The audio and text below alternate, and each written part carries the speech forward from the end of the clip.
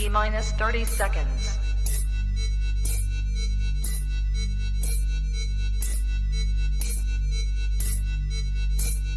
T-minus 20 seconds.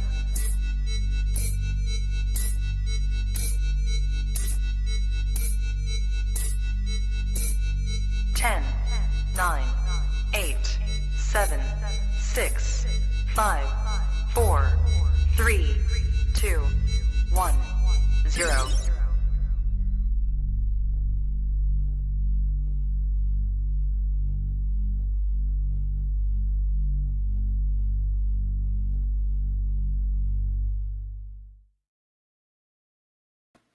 Trap Talk Reptile Network, the coolest reptile network in the world. Welcome to the season 5, episode 501. Monday night's new breed on the block. Esoteric Exotics tapping in with us. What is good? I'm your boy MJ. If this is your first time hanging out, if you're into keeping reptiles, want to learn how to breed them, you want to learn how to sell them, or just overall keep them, this is the podcast to be hitting that subscribe button to you, okay? So hit that like button first and foremost. Hit that subscribe button. Hit that notification bell. If you select all, you'll be reminded of every single piece of content that's released. Listen, 6 podcasts a week coming from the Trap Talk Reptile Network. We don't miss, soon to be 7 day by day. But listen, if you're looking for exclusive content, if you want to get more out of what you see at each episode, want to get invited to private events, just have a really good time, and mostly network yourself with some of the best keepers around the reptile industry, then join the Trap Talk Patreon family. Very first link in the description below. Click on it. As soon as you join the Patreon family, get a link to a Discord that taps you into over 200 amazing keepers, like I was just telling you. And there's an awesome Instagram group chat, nonstop popping. All right, so shout out to my Patreon members, man. You guys are my heart. Early birds, who's here, man? I want to say shout out to everyone who's just ready to rock and roll in the chats, man. The chats are cracking right now. So if you're in the chats, thank you so much. Shout out to Derek Stack, Trap Talk Patreon member, V-Unit family all day, every day. The homie Aaron, Balls of Paradise, Trap Talk Patreon member, V-Unit family all day, every day. The homie Cody, Morph Kings, Trap Talk Patreon member, Magic City, Python's homie JC, that's JC, V-Unit family all day, every day. The homegirl Krista, what's up, Northside Exotics, Trap Talk Patreon member all day, every day, and V-Unit family. But yes, and the shout out to the Kenneth Jordan in the building, Trap Talk Patreon member, V-Unit family. Got the homie Lenny, already making a statement, Pied is King, which is quite the topic of tonight's episode. But shout out to homie Lenny. If you think tonight's episode's worth any super chat, if you have a question or just want to throw out some support, don't be shy with the super chats. Appreciate all the love and support. I do want to say, before we move forward, very important to support US ARC. US ARC numbers need to go up as we continue to go on in this reptile world. So second link in the description below. If you are in the United States and keeping a reptile, you should become a US ARC member today. If you're not, please, let's get these numbers up. Let's help Phil fight these battles. All right, because it's no joke what we go through every year. Things change. All right, you guys saw what's happening with the bulbs with ZooMed. It's pretty wild. I'm not gonna lie. I kind of saw that coming, especially other California reptile keepers, because in California already we can only keep LED bulbs. We can't keep flood lamps. A lot of bulbs that were available at one point are no longer. So that's kind of scary to even think about it being nationwide. As far as reptile keeping goes. So to stay on top of stuff like that, it's important to be a part as far as US ARC on YouTube and their Instagram. Just follow them, usarc.org also. All right, just stay on top of all the newsletters and updates and whatnot. Shout out to the entire US ARC family, first and foremost, Jeremy, Vanessa, again, Phil Goss, anyone associated with US ARC, thank you so much. I'm very thankful for the tonight's sponsors, like Rami over at the Reptile Super Show, the #1 show in the country. I'm looking forward to it. The biggest, it's going to be huge, June 28th and 9th at Pomona, LA Pet Fair, brought to you by the Reptile Super Show. 3 separate buildings, aquatics, birds, reptiles, plants, man, and a lot of cool stuff outside the building as well. It's going to be popping. This is going to be one for the books. All right, excited to be a part of this. Again, it's going down June 28th and 29th. Or is it the 29th and 30th? Better confirm that. Best way to make sure that I'm correct is by following the Reptile Super Show on IG. All right. You can also go to the reptilesupershow.com and get your tickets. All right. I do know next month is, or no, this month. Holy shit. We're already in June. I was going to say next month, Trap Fest, but it's this month. Holy shit. Time is flying by. But yes, Reptile Super Show, LA Pet Fair. It's going down. Looking forward to seeing all the vendors. It's going to be so many vendors there. It's going to be one for the books, like I'm saying, man. And also, that's when Mark Bailey's flying back down to San Diego. Shout out to my next sponsor, Mark Bailey from Mark Bailey Reptiles, the GOAT. in the ball python and reptile industry in my heart. Head over to Mark Bailey Reptiles on Morph Market. Make sure you follow him. Best place and only place you can follow Mark Bailey. His productions looking really good this year, and you're going to see a lot of heat being posted here pretty soon. So thank you, Mark Bailey. Appreciate your love and support. My OG supporter for sure since day one. So I appreciate you so much. Also, shout out to Gary Shavino over at GS Reptiles, one of my favorites on YouTube and one of my favorite people, period, in the reptile game. Head over to GS Reptiles on YouTube. Subscribe to this man's YouTube channel and also follow Gary's work on Instagram. If you're looking to get into a different species of reptiles, this is your guy. All right. I'm just saying, he's going to put you on so much information as far as what else is out there that you could be working with besides your ball python or anything else that you're just working with. Diversity is key. Just saying. All right. I want to say shout out to Sundown Reptiles also. If you're looking to be in the high-end gecko game, Abronia, and tree monitors, this is your guy, Brian Susan, Sundown Reptiles. Go to sundownreptiles.com to see what's available with all the species I just named off, but also go watch that vlog I dropped. I'm not going to stop throwing out that vlog because it's one of the best ones I've done in a long time, if not the best collection tour that I've ever done, which you can see on Trap Reptile Vlogs YouTube channel. Again, Brian Tucson, Sundown Reptiles. Appreciate all the sponsors tonight. And here he is, Big E, Top G, Billerino Reptiles in the building. What's up?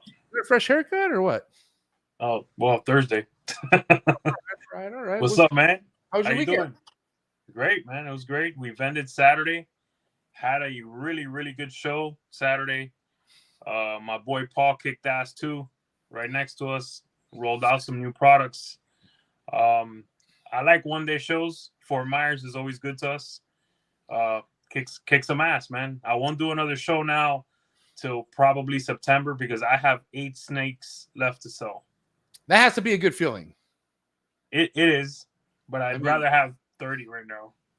Yeah, but you know, the way it looks like it this year, if we were to do this a year from now, you're going to be. Yeah, I'll have some.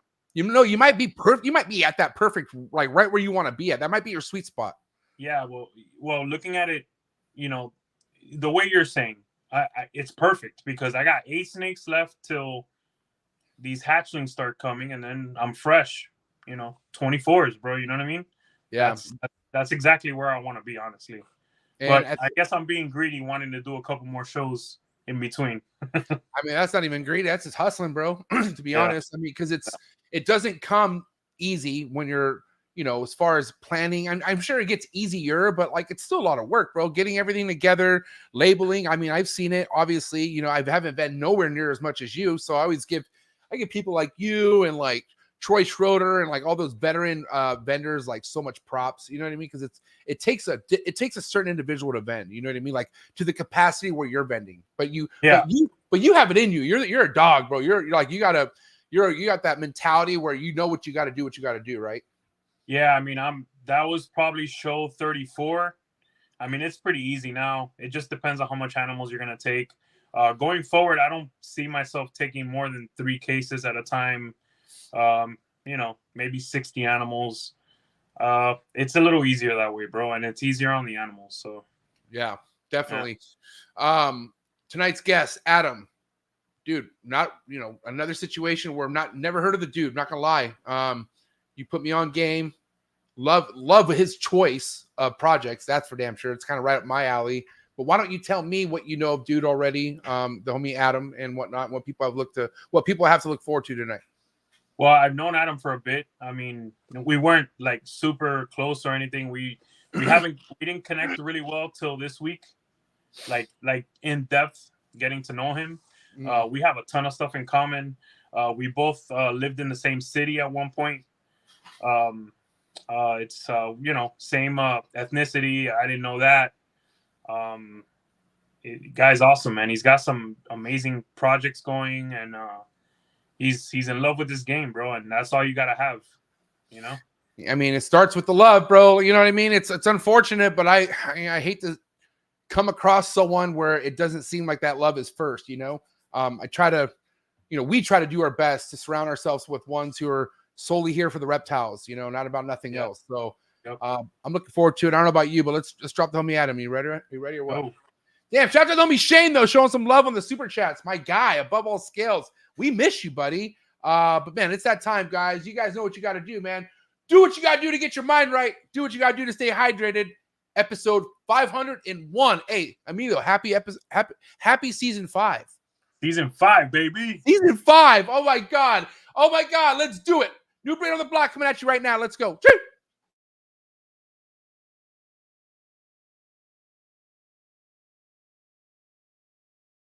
Good. You ready for do more in the future? Trap Talk podcasts? Yes. Man. Only Trap Talk. Exclusive. Yes. Exclusive. Oh. So stop calling us. Rub the spot, get the club to pop. When I come up with the crop, God love it or not. I'm hot from the hop to the rub the spot, get the club to pop. When I come up with the rub the spot, get the club to pop. When I come up with the rub the spot, get the club to pop. When I come up with the rub the spot, get the club to pop. When I come up with everybody, we do it. Everybody, we do it. Do it.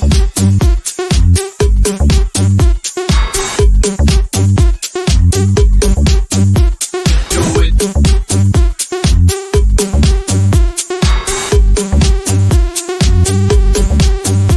Do it.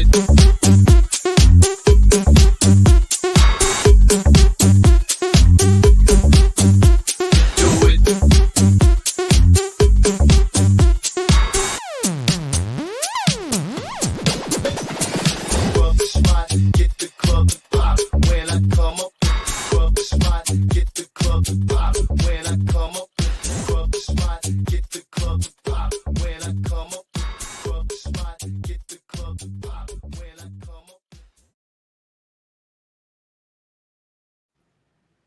Episode 501 with the homie Adam. Esoteric Exotics in the building. What up, Adam? What's up, MJ? Emilio, que vola? Yo, what's up, man? Oh, great. You guys are all fucking that. You guys are all tight now. I'm over here fucking I'm the huerito on the left. You know what I mean? Hey, you cut all the hair off, dog? Yeah, dude, it's too hot down here, bro. It was long overdue. Bro, I saw in the picture, I was like, bro, holy shit, man, had a lot of hair, dog. Yeah, last time I seen you at the West Palm Beach show, it was like down all the way here. Yeah. I couldn't do it no more, man. Damn. So, Adam, you're in Florida, huh?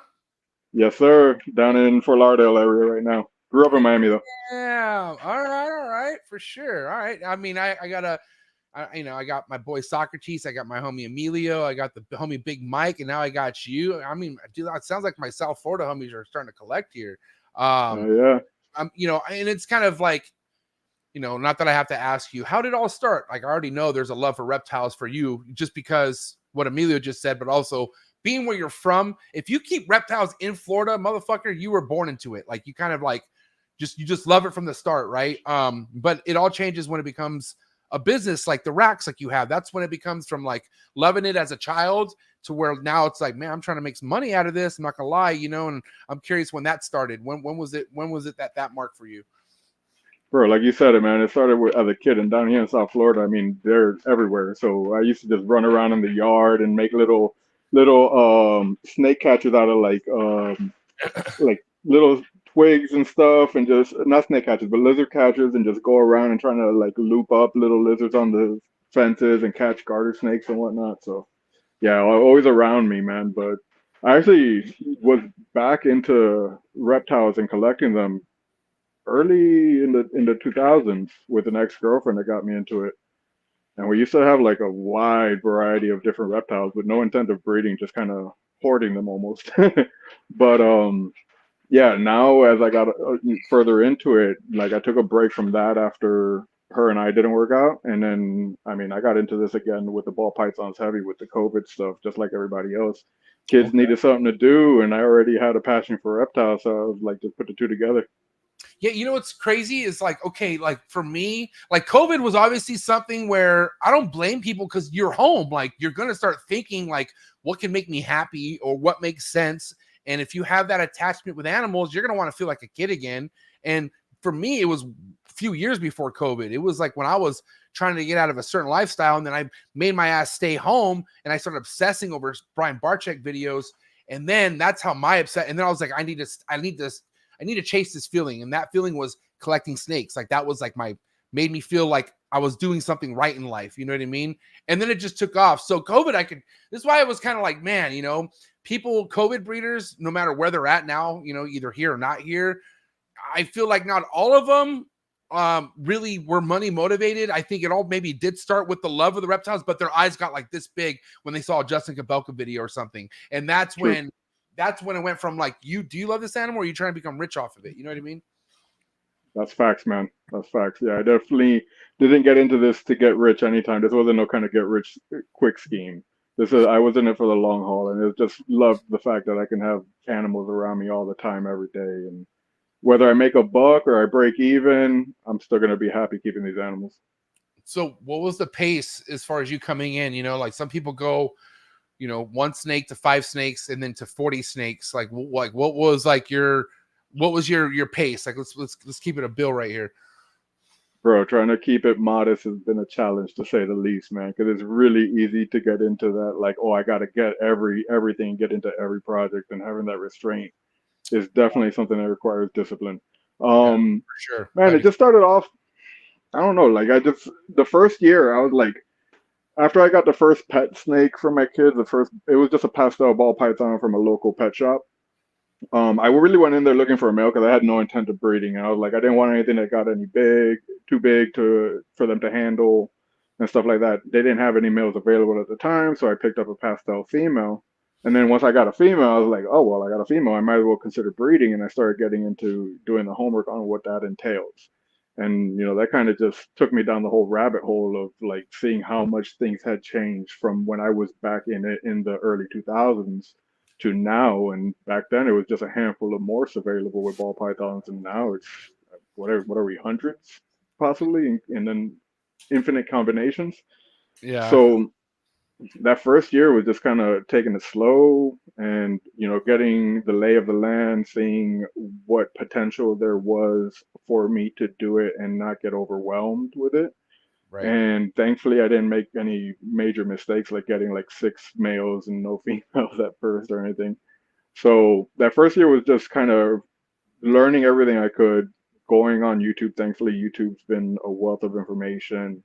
And then talking to a few local breeders that really put me up on game and kind of showed me the ropes. And just kind of deciding what path I wanted to take and trying to stay focused throughout and not, you know, spread myself thin, getting into 100 different things. So first year, maybe 6 or 7 snakes. Second year is when I was like, okay, now I'm ready to pursue breeding, but I didn't think I was going to be producing any clutches anytime soon. And then another local breeder hooked me up with some good deals on some almost breeder ready females. And I mean, it went a lot faster than I thought. So second year, I was already getting my first few clutches and coming out with some bangers. So what was that second trait that you ended up picking up, or genetic morph? So the first one was the pastel. Once you really started, you know, studying the game and stuff. Man, I've always loved hypo. So hypo is still like foundational to my projects. Yeah, right. Shout out KG. Yeah. So the second snake after that pastel was a female banana, and she had hypo. And I already kind of understood the sex-linked banana trait. And I said, okay, I love hypo. I didn't realize how hard it is to ID hypo and banana. But I said, I love hypo. I love Anchi. A female banana seemed to be more valuable, obviously, than, you know, male makers and whatnot. So that was the second one. And yeah, I really just said, hey, I love hypo. I love the frosted look. And then I wanted to get further into that. And then from there, I decided, oh, well, almost every project I work is going to incorporate hypo in one way or another. Yeah, so you didn't take the bait, bro. You didn't take the DG bait. Attaboy. I honestly didn't even know about DG until later on. Wow, that's crazy, because if you came into COVID, DG was everywhere. Like that was being forced down people's fucking throats. I'll never forget. But you know, it's also like you're only seeing what's around you, right? And you know, one thing, I don't want to miss this topic, because I know Emilio, when it comes to discipline, I look at Emilio like highly on that. You know what I mean? Because I know his background before he started doing snakes full time, like, you know, to be a manager and just to have that lifestyle, like discipline has to be very important. And also the way he runs, you know, he has a family and all that, like, you know, it's very easy to kind of come into this game and have, you know, especially now how cheap things are. You know what I mean? You could easily just say, fuck it, I'm going to go ahead and just dump all this shit. Or what about this, Amelia? What if you're a year in, you're just like homeboy here who just got a like 6 or 7 snakes, and then they see that someone's giving up their whole collection for like peanuts. You know what I mean? And then that person saying, I'm going to take over that collection, and then buying that whole collection. That right there is like don't you feel like, Amelia, what he said about YouTube, like you have tools out there where you don't need to rush anything like that anymore. You know what I mean? No, if you rush, you're gonna get hurt, bro. Yeah. Eventually. Have you seen the collections that are out there for sale? Like, we have these chats in the V unit and in the trap where sometimes we share these things and we're like, okay, that's why they're getting out. That's one of the reasons, right? My God, I saw one the other day that was all pastel clown stuff. I mean, out of 35 animals, you know, everything had clown. I mean, no diversity whatsoever. I mean, I don't know, man. I wouldn't recommend people to, I mean, of course, I want the animals to have a home and whatnot, but I wouldn't recommend that as an investment opportunity. Yeah, you know, and like, you know, going back to, you know, discipline and investments, right? You obviously, Adam, you know that just as much as you're gonna have to drop bills on a snake, these racks cost a lot of money too, like what's behind you, right? So when did you start like looking at like, holy shit, you know, you got snakes that go for a few thousand, like nothing, and then you have these racks that go for a few thousand, right? Did you justify that right away, or did you kind of do like the MJ story and start with like Home Depot racks and like do things as cheap as possible? Mind you, I only did because I couldn't afford it. Like, you know what I mean? And I'm kind of glad I did it that way because, you know, I feel like I always feel like you could ease into it, and I used my snake money to buy all that shit. But what was you coming in COVID, you know, and you already being, you know, where you're at? Like, how did you manage the investment side of things? Bro, like the first 2 snakes I got, they were really with the intent of just being pets, and then since they were females, I was like, okay, I could dabble into breeding. So I did the old school, keeping them in tanks, in glass tanks, and that was I mean, logistical nightmare, just trying to maintain those things, keep the humidity up.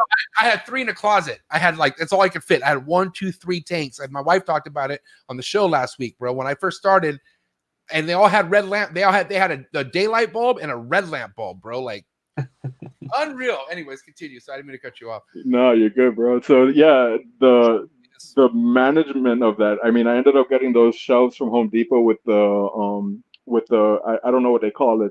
It's like beaver bark that glued together wood particles. Okay.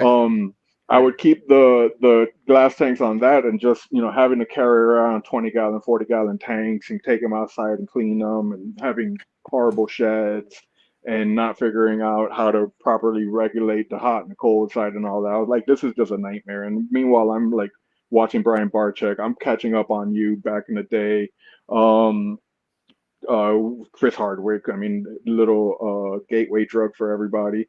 And seeing how easy these racks were to manage, and just give them sufficient husbandry without, you know, stressing them out.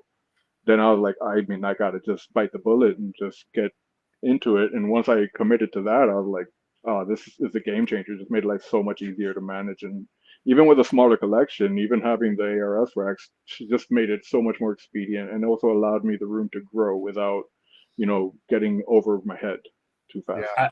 I don't think I've ever shared it on here, but for me, I had 1 glass tank, a 10-gallon.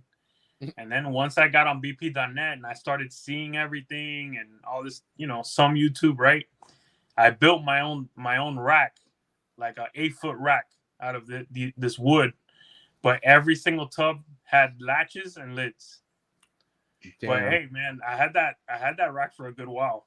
Yeah, I mean, because I remember even back when I was first coming in 2016, there was a bunch of YouTube videos on how to build your own rack. Like they show, and I remember the person I was following them pretty consistently was Chris Surgery from Ball Pythons 101.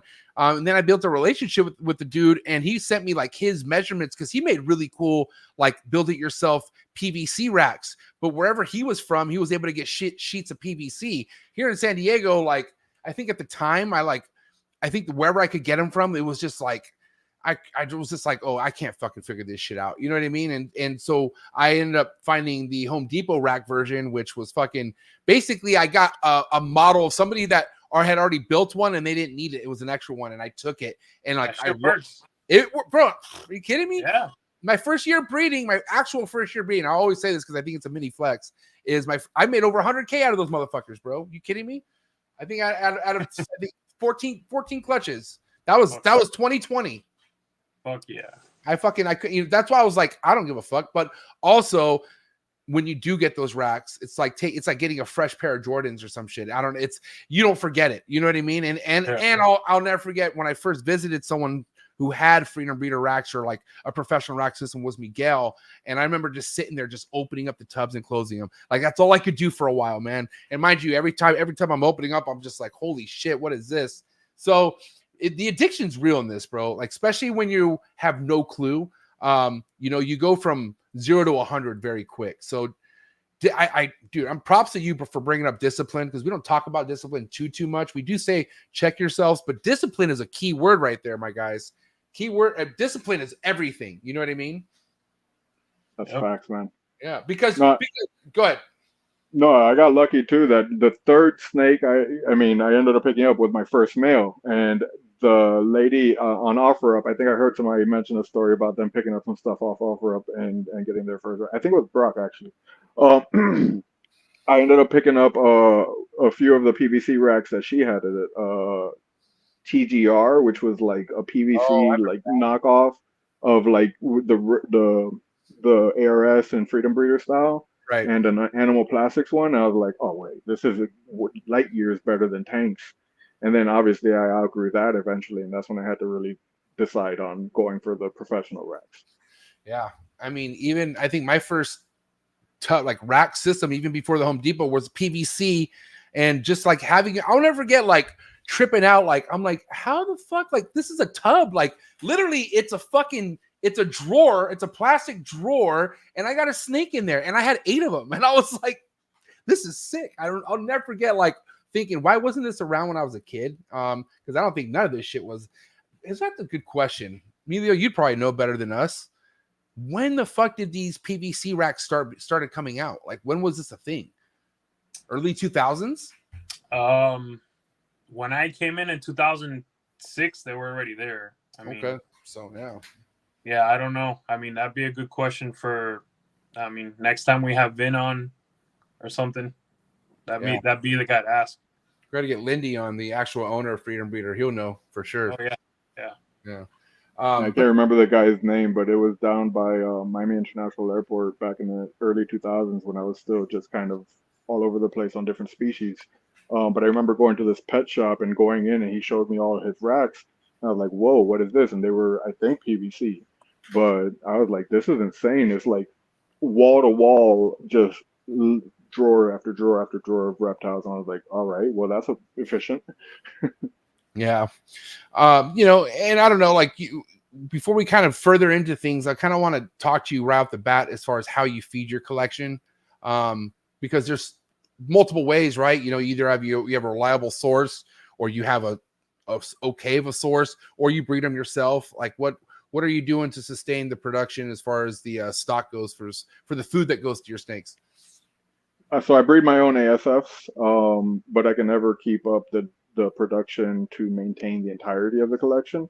Yeah. And obviously the ones that I'm selling, I keep on Norwegians. So I do have a couple local rack breeders that have been more consistent lately than not, but there's been some major growing pains with that. The last year has been the most stable, but prior to that, it's like you deal with one guy and then he's like getting you lulled into a false sense of security that you can depend on him, and every week, go over there and see the guy, and then all of a sudden, everything died off, or it got too hot in the shed, or they chewed through the lines and they had flood outs, and then I'm stuck and I'm having to call all my connects trying to see like anybody point me in the right direction to get these snakes through another week. So that really got me into breeding my own, but that has its own growing pains, and that's such a labor of love that with it's just hard to manage, at least for me, to get that production to where it needs to be to not rely on other people. But I'm hoping go ahead, to dial Emilio. it in. Adam, next time you have an issue, just message me, bro. For sure, dude. I got you. And what a crazy trip. We could sit here and talk about, fucking ASF's the Whole Foods when it comes to feeding, but it is hard to sustain a collection off feeding just ASFs. That is not easy because they don't produce nowhere nearly as much as rats do. You know what I mean? And that's just the truth of the matter right there.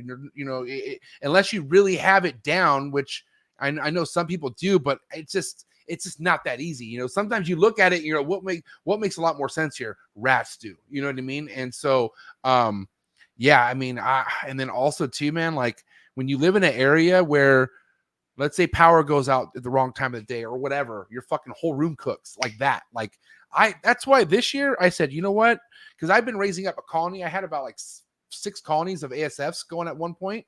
But I have a buddy, Josh, who lives a little bit south of me, and he has property and room and already having some sort of success with his breeding. And so I was like, bro, I'd rather, work something out where he could keep these rolling, and I could drive 10 minutes, get what I need. And he was totally cool with that, only because I don't have a dialed in fucking room for my rodents at all. Like I have to make sure my windows are open, fans are blowing. And if one of those fans aren't turned on, half of those motherfuckers will die. You know what I mean? Because I went through that last year and it fucking sucked.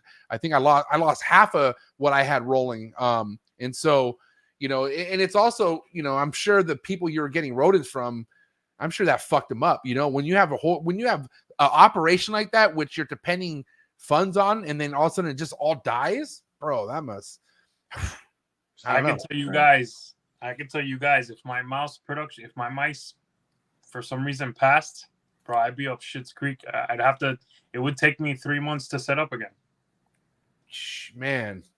Hell no. I'm going through that right now, rebuilding the ASFs. I had one colony pull the nipple into the wire and chewed it up, and thankfully it didn't flood everybody out. But it went a day and a half in 90-something degree heat for them to start a kind of cannibal holocaust going on in there, and it just went nuts. Those ASFs don't play. If they go a half a day without water, they start looking at each other like it's an oasis. Well, so I'm rebuilding right now. I'm gonna tell you this, bro. For snake breeding and for snake keeping, I'm all for, you could get Freedom Breeder, you could get ARS or whatnot, whatever. Right? Whatever I use PVC for my snakes. I use see-through tubs. That's what I like. That's what works for me, right? But let me tell you something, bro. If you're breeding any rodents out there, and I did read a comment from someone in one of our episodes that said that you could do it without. Yes, you can, right? But if you have professional rack systems for rodents, bro, most of the time you are going to be 100% fine. Yeah. I've been breeding mice on a big scale for 2 years, 2 full years now, okay? Yeah. I had one flood, and it was my fault. Right. And it was two tubs, okay? Right. My fault. Shit. and this is a pretty big scale, okay? No leaks because I filter the water. No stuck nipples, nothing. I've had no issues, no chewing, no nothing. So what I would tell you, Adam, bro, is if you can, get yourself a half rack of ARS or Freedom Breeder rodent breeding racks, and bro, you will be 100%. I promise. Bro, that's my number one priority this year. Once that happened like 2 weeks ago, I was like, okay, I'm done with this. I got pretty decent PVC, like custom made racks, but that's not enough. And I was like, after every year there being at least one thing or another going on with those, I was like, I'm totally investing in the ARS or a Freedom Breeder rodent rack this year. It's legit like night and day, man. And only because I just got, just handed over my Home Depot built rodent rack, which, dude, you're going to have problems. Like if you have something that's not built to have rodents in, you're going to have problems. And if you want to be serious about breeding your rodents, then this is something where you should have some sort of financial investment plan to just get a professional rodent rack, because you're going to save yourself a lot of headaches. You're going to save yourself a lot of fucking deaths, as far as that. You can't, like, 3 months is a long time, what Emilio just said. You know what I mean? To have to, like, not do anything and have to rebuild 3 months, that's a long time. And that's a lot of money out of your, that's 3 months of income that you're not getting too. Yeah. You know what I mean? That's and a lot. Stability overall with your collection. I'm going to tell you this. Those rodent racks will pay for themselves super fast. Yeah. Like, but guys, one thing we can't overlook either, you know, you can have a professional rack, but if you don't have proper airflow, if you don't have some sort of a system where, in case something happens as far as an electricity out or something, like, you need to have some sort of a backup plan where your room doesn't get cooked, because professional racks won't save you from your animals being overheated. You know what I mean? For sure. Yeah. No, and that's another reason why I preferred breeding ASFs, is because they just do a lot better in the heat than Norwegians. Yeah, well, they're not as big, you know what I mean? So yeah, they I will say it's an overall more enjoyable experience keeping ASFs as far as breeding goes, only because they could be kept in more extreme weather. They're just a cleaner animal. You know what I mean? It's just a more of a thing that you don't have to dread doing, where versus, even if you do weekly cleans on a rat, bro, that shit sucks. Like, it's like, whoa, like, you know, so also, go ahead, Doc. I'm sorry. Also, mice and ASFs don't outgrow your snakes. True. I mean, that to me is, if I had to stop feeding rats to my adults, I would breed and feed mice and ASFs only, because, I mean, it'd be a pain in the ass, okay? But if I had to do it, I'd do it with no problem. But breeding rats is not an option for me, ever. Yeah. They're just too big. Same They're here. just too big.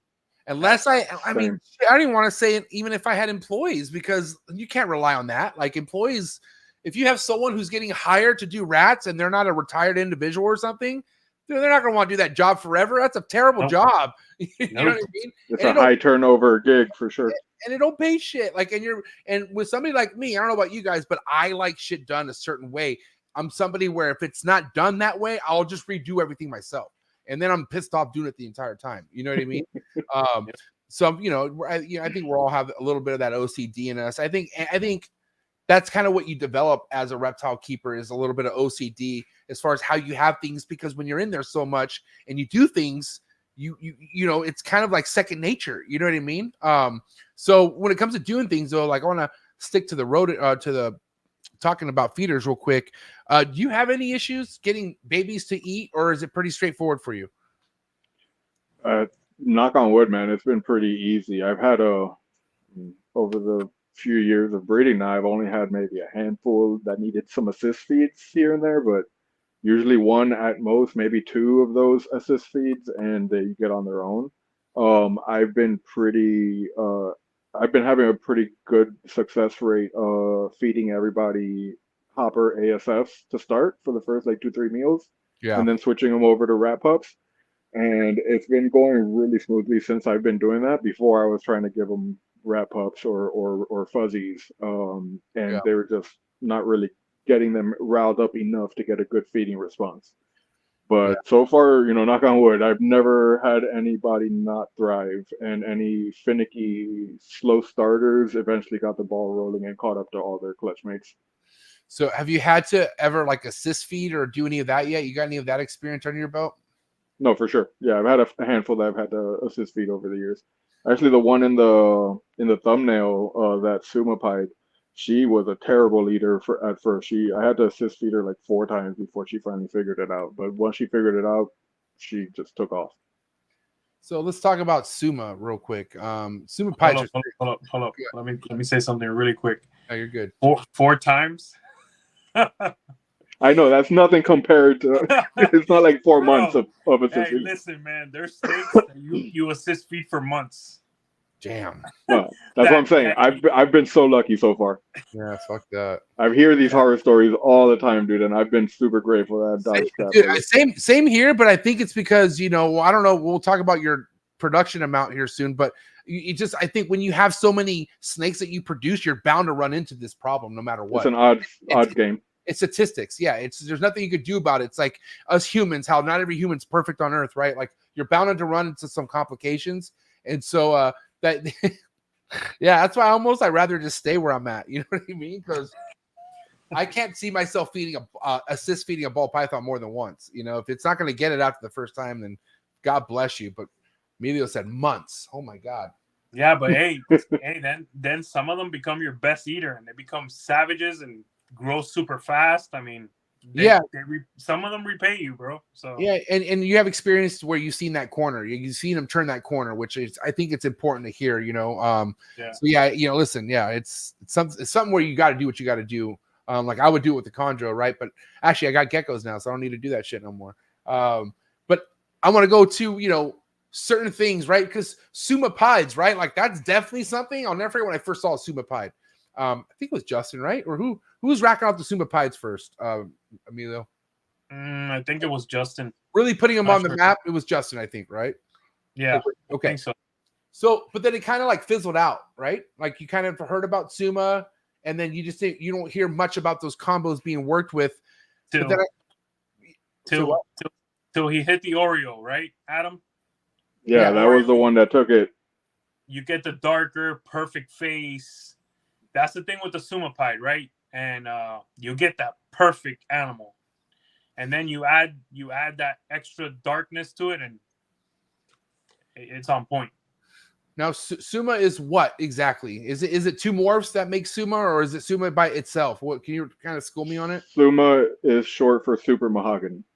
So that's what that is. Okay, so super mahogany.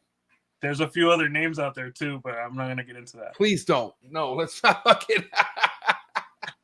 But I had to. Sorry. But Suma isn't anything like how an 8-ball is known for its little flaws. No. Suma has no flaws, is what you're saying. None. It's just not dark enough for some people. So what we do is we add black pastel or cine. I'm curious to see more blackhead and GHI in it. But bro, let me tell you, a Suma, perfect face, perfect features overall, no kinks. So yeah, you add that extra dark gene and you're good. And a lot more pattern than an 8-ball pied. Damn. Most of the time. Yeah, I mean, I'm glad I asked that. I think I might have heard that, but it went right over my head. But now I know. Super mahogany. Okay, that's what Suma is. Now, pied. Quote says from this man right here, pied is king. Actually, Justin said it, and Emilio stood on it. A lot of people stand on it. I know hypo is a huge foundation for you, but what's your true feeling about pied and that statement, pied is king? What do you have to say to that? And it's the gateway drug for ball pythons. It's what gets most people through the door. Yeah, it's between bananas and pieds. I mean, not a whole lot gets more newbies into the hobby. I'll be the first to admit, pied's not far from my favorite. I actually really didn't want to work any pied, and I actually just inherited my pied projects because my kid's mom was really interested in making sumo pieds and ultramel pieds, and I said, all right, let's do it, and I got it done. And it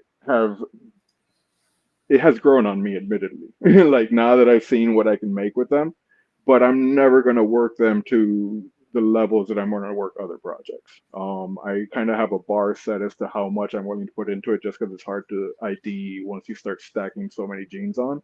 So I want to just keep it real simple, easy to ID, very eye-catching, and not like something I don't want to be just giving away genes either, or having a hard time, or having somebody says, hey, you said this, but then I sent off a shed test and it proved not to be, and then have to deal with that. Or you're doing like a video or a vlog and you're like, oh, I think it has this, or I think it has that. And you don't know what the fuck you're talking about. Yeah. Hey, I'm going to say something that most people might not like or might think I'm crazy. Say it. Might be blasphemous, right? But I'm going to tell you guys this, man. I'm going to keep saying pied is king. Why? Because once clown has come and gone, for the most part, of being that top gene, okay, where some of the clown stuff that we make has no pet angle, right? Pied will always be there. Always be there. Yep. That's why I keep saying it. Yeah. I I mean, because agree 100%. it's the main gateway, man. Like Adam said, it is something where people who hate snakes like that snake. You know what I mean? It's because it's almost illustrated. It doesn't look real, really, in a sense. It's kind of like, And somebody draw that. And guess what? You're seeing it now in other species, right? True. Like a shark. The one out the fuck. There's a pied shark that was pulled out of the water not too long ago. That was nuts. You guys see that? Yeah, people freak out. Nah, that's Seeing it crazy. in other snakes, and they're like, "Holy shit, a pied!" So Yeah. it's kind of spreading to other stuff. I mean, It's always the first gene I show any newbie that's not into reptiles. I'm like, hey, here's a pied. And they're like, oh my that God, it's real? amazing. Is that Is even that real? real? Yeah. What is that? Yeah. Is that real? Like, why is it like They're that? Like, is that AI or something? What the heck? Yeah. What? I legit like when I bring someone in this room, I try to think I want to pull out something that is gonna give me some sort of a reaction, right?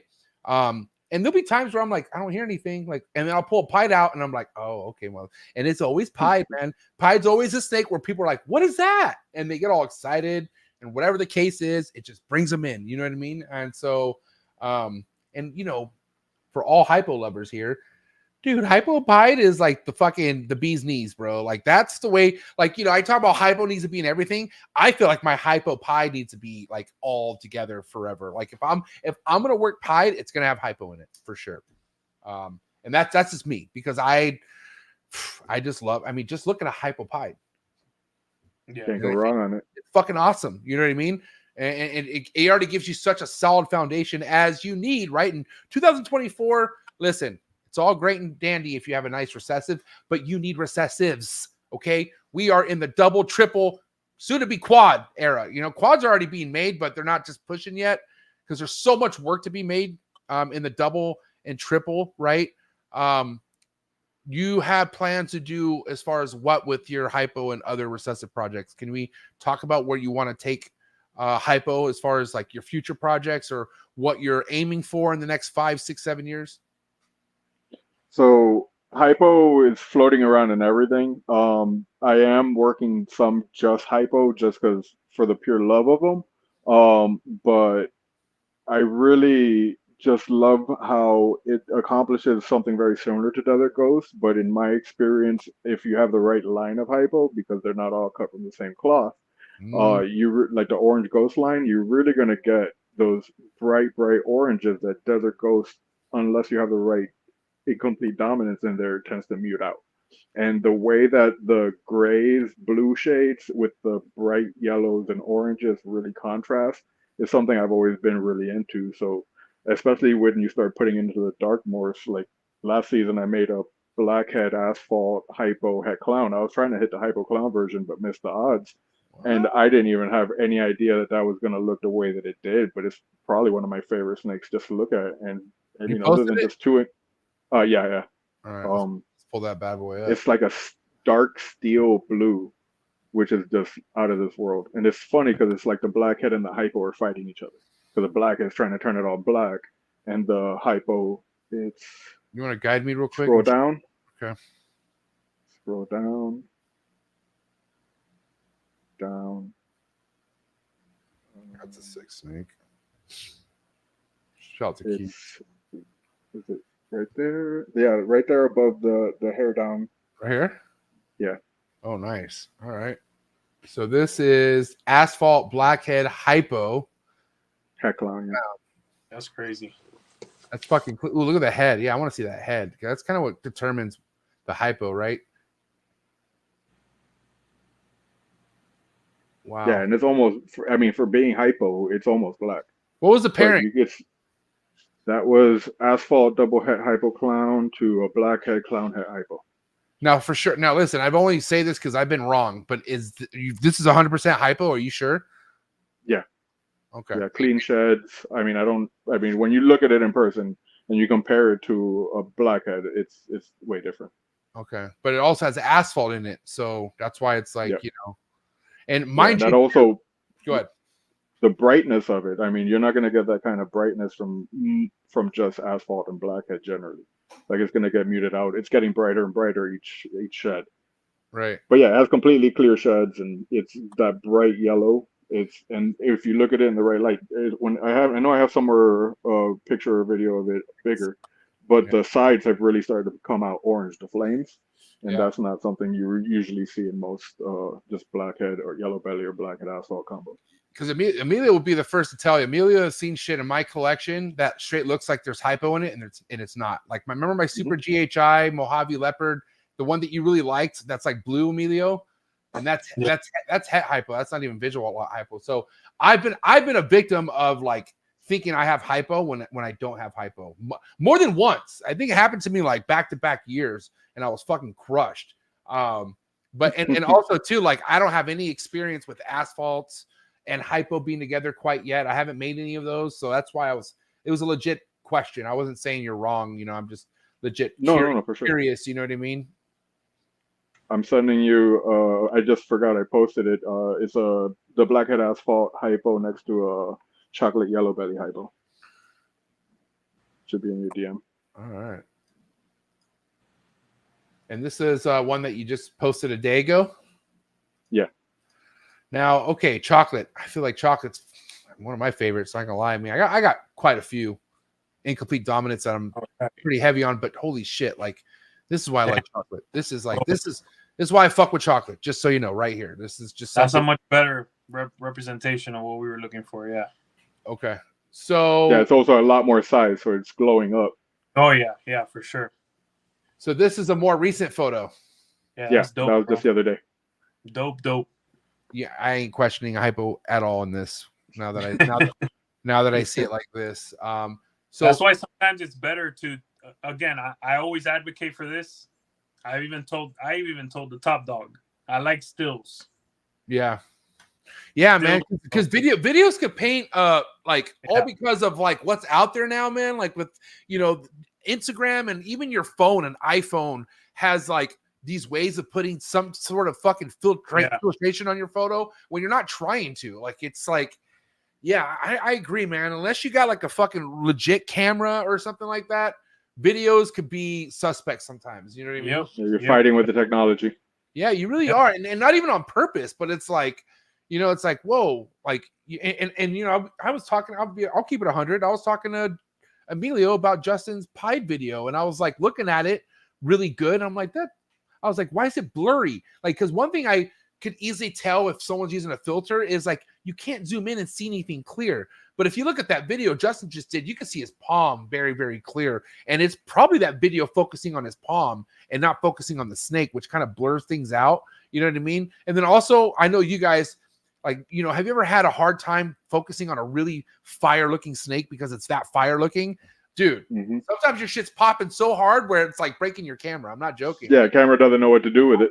I'm telling you, bro. That's why, like, dude. Yeah, and mind you, if you run into that problem, you got to just change your background. Like, you got to figure it out. Like, I know for what I like taking pictures or a nice clean gray background outside where it's in the shade almost. You know what I mean? I don't like direct light pictures, like where it's like the light is fucking blaring on the snake. Like I almost like to see it blowing it out in like early morning daylight is like my ideal, like that, almost like where it's like a tint of blue, but it's not. That's my ideal. You know what I mean? But I think, dude, that's one thing. A lot of people, I need to be better at it for sure. I don't think I'm a professional photo taker at all, but you got to be good at that, man. In this day and age, there's so much competition where you got to have a good presentation. I think presentation is something that shouldn't be overlooked once you start having that production. And, even before, man, like, Leviathan, they were just in the building just now in the chats.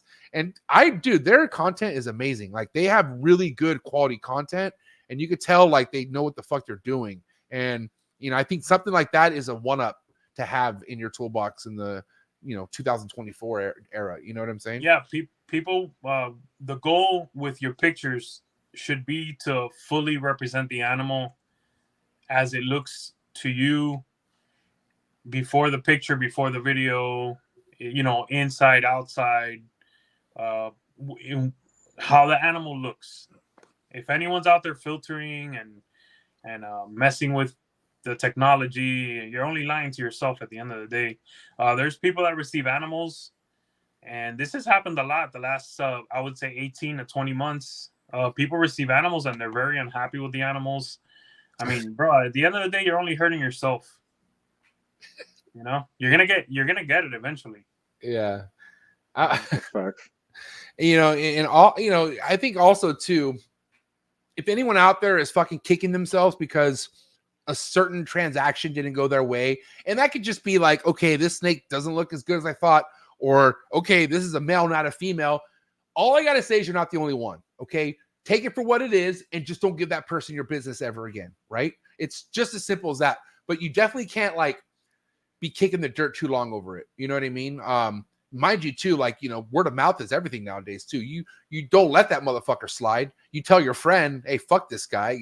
I think just how we have Yelp reviews and Google reviews, we gotta review ourselves in a sense. You know what I mean? And I wish we had well, I guess there is Morph Market, right? I mean, you know, more, I'll tell you what, anybody out there is like, well, how do I get on New Breed on the Block? You better get your fucking Morph Market reviews up. I'll tell you that much, because that's one thing Emilio looks at.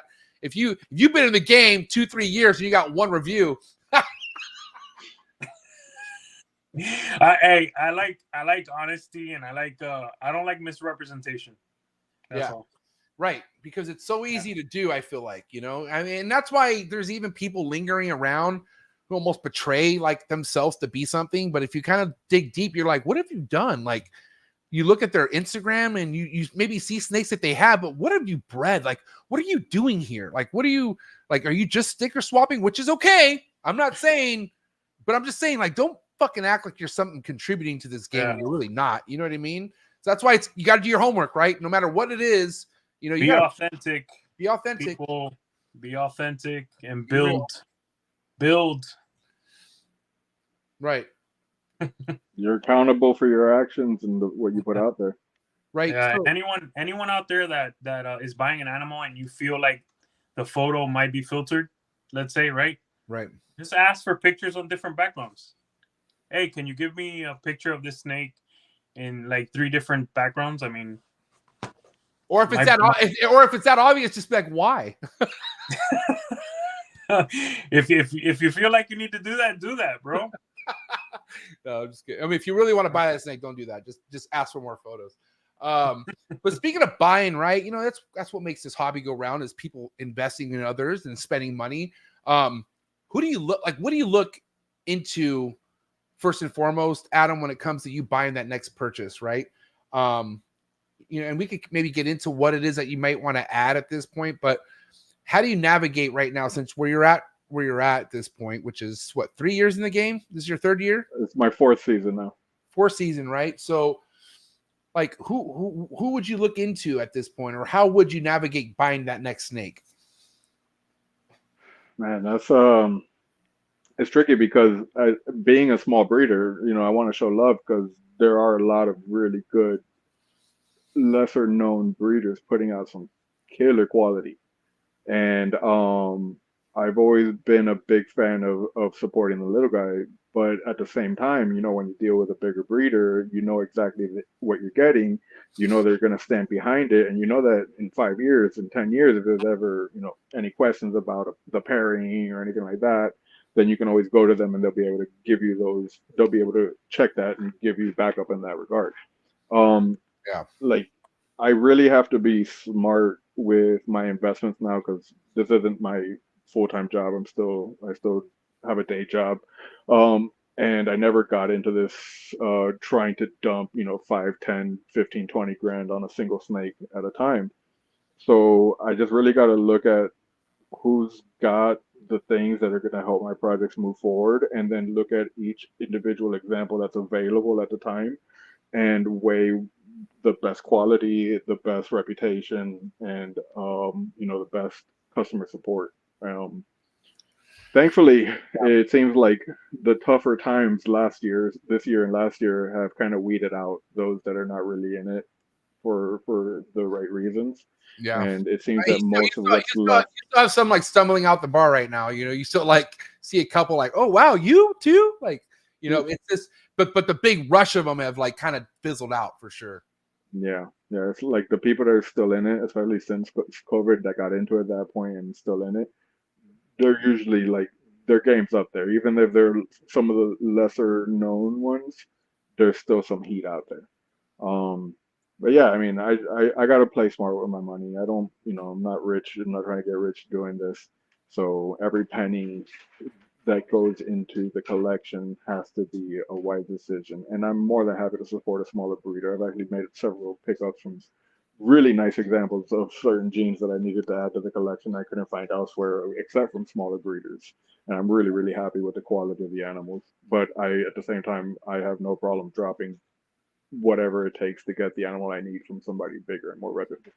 Yeah. It's funny you say that because, listen, I would like to support all the homies too, in a sense, but do they have what I need? That's what it comes down to. And then whatever it is that you need, you want the best version of it. Like you're looking to get the best of the best, right? So I know with the ball python game, you don't need to always go to Justin or Miguel or Ozzy. Like at this point, there are other sources that have this quality stuff. But if it's talking about being relevant, if it's talking about being ahead of these projects, where else are you going to really go? You know what I mean? And feel safe about doing it. Because if we're talking about shit that hasn't been hit yet and you're looking to get the het versions of it, that's still a lot of money. You know what I mean? And more likely, if it's not already an adult, you got to wait, right? And then where are those projects in 2-3 years? Like that's the thing. Like you just don't know. Like, and you got to have balls, man, in this. That's why it's like, no pun intended. I'm just saying, like, it's a dangerous game that you play with sometimes. You know what I mean? Big facts. That's agreed. You're 100% right. Anything you get, you got to be smart and be project specific. It has to be quality. In my view, sometimes it should have some size to it. Not no little 100-gram snake. I'm telling you how I do things. What I bought that's been really expensive, I need it to have some size. I need to protect myself.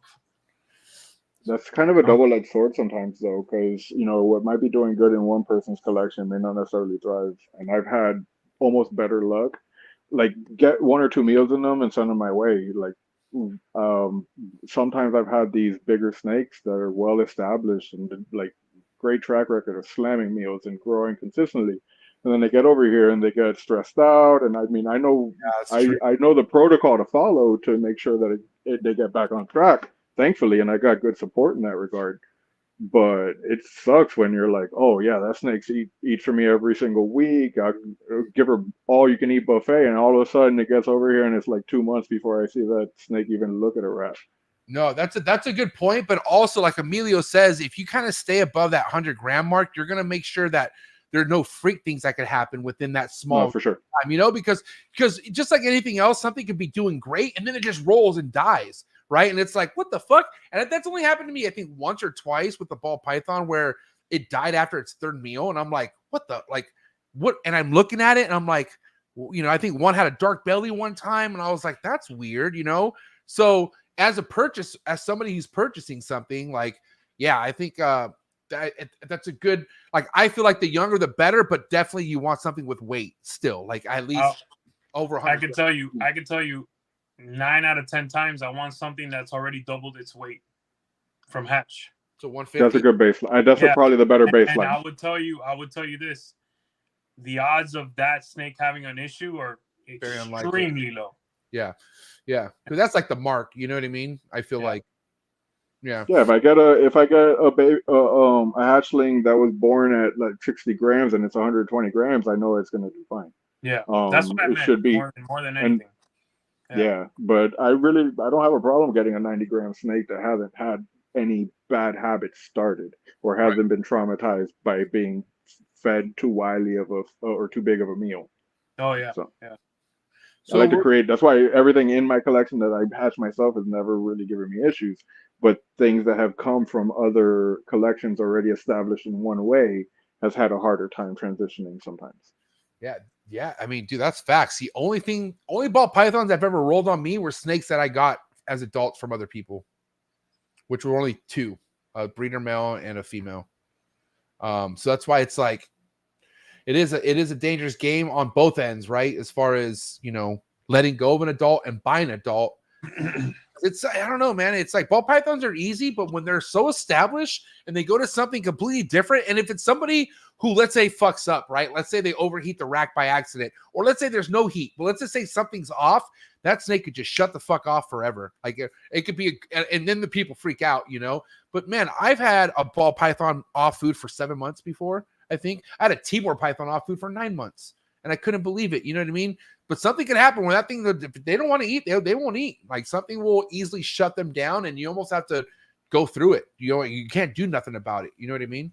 I sold an older Orange Dream female to a buddy of mine, hoping that he could get a clutch because I didn't need her anymore, you know. And I think she was about 8 years old, maybe 9, bro. She didn't eat the whole year for him, bro. See, the whole year. That's wild. And she locked and shit, but now this year she started slamming food, and it looks like she's gonna give him a clutch. Yeah, Nice. yeah. And she took a full year off of everything. And that is very common, where you know the animal doesn't thrive till after a year or so because it takes time for them to kind of get settled in. But you know, you just got to set that expectations when you sell that animal, that person, like, hey, you're probably not going to get a clutch this year. I mean, you could try, but if it's not eating, obviously you don't want to breed something that's not eating, right? That's a big recipe for disaster. But I want to talk about your collection size, Adam. You know, this year we're 6 months deep already. Can you believe we're fucking in June? Like, this is nuts. Crazy. Flying, man. It's flying, bro. Having a good time though. But for you this year, if everything goes well, how many clutches are you looking at? Maybe 10, 15. I think last year was 9 clutches. Honestly, if I get over 10, it's going to be a miracle. I'm really not pairing too much. I'm trying to refine things this year and breed for the future. Not so much for, I'm trying to be my best customer this year. So I'm really just trying to concentrate on what's being paired up. I don't really want to be, I want to be more that boutique and just kind of small scale. Again, I have to balance this being a dad, my full-time job, a whole bunch of stuff. So I don't want to get overwhelmed and lose the passion. Because there's been some moments that have been frustrating, and I'm like, I'm too stubborn to quit. So I got to make it work somehow. Right. So I just don't want to get overwhelmed with it. So I don't.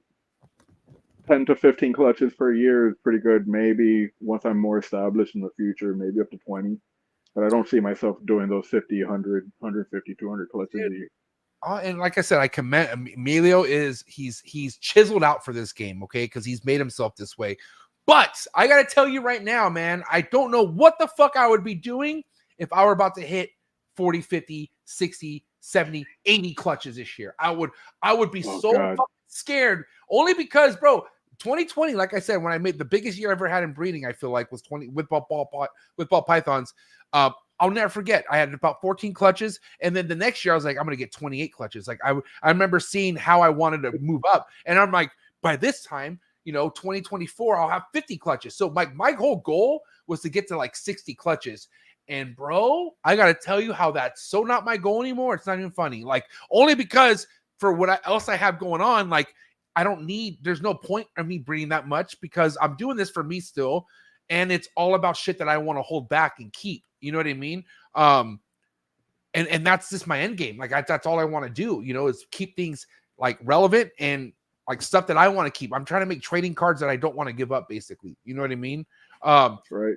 Fuck, dude. Like that's, and only because I'm like, I'll never forget when I had my biggest year was 26 clutches. And I was like, I don't think I want to do this ever again. Man, the biggest. I'll never forget, guys, looking at a rack. Because I think I had 4 hatchling racks that were from sea serpents, and they all each hold 50. And I'll never forget, almost forgetting about one whole wall, only because, like, you know, I was just in my own ways, and I was like. And what I mean by this, I was like, they weren't going on Morph Market. Like, I wasn't advertising them. Like, they were just there being maintenance, and I wasn't doing nothing with them. And I was like, holy shit. And that's when I realized, like, dude, it could get dicey, you know, not only with the amount that you have to manage, but animals that need assist feeding, snakes that have this or that. You know what I mean? Like, that's all I got to say. Yeah, dude, I can't imagine 26 clutches, dude. My bigger year was, I think, 13 clutches. That was like my second season, and then I was like, oh, when the hatchlings start stacking one on top, the clutches start coming out one on top of each other, and they are pooping every other day, needing to be spot clean constantly. Then some of them aren't thriving, or need to hide, or need to check their husbandry and adjust things, and just meticulous. And I'll spread myself too thin and drive myself mad. That's why I scaled it down the following 2 seasons.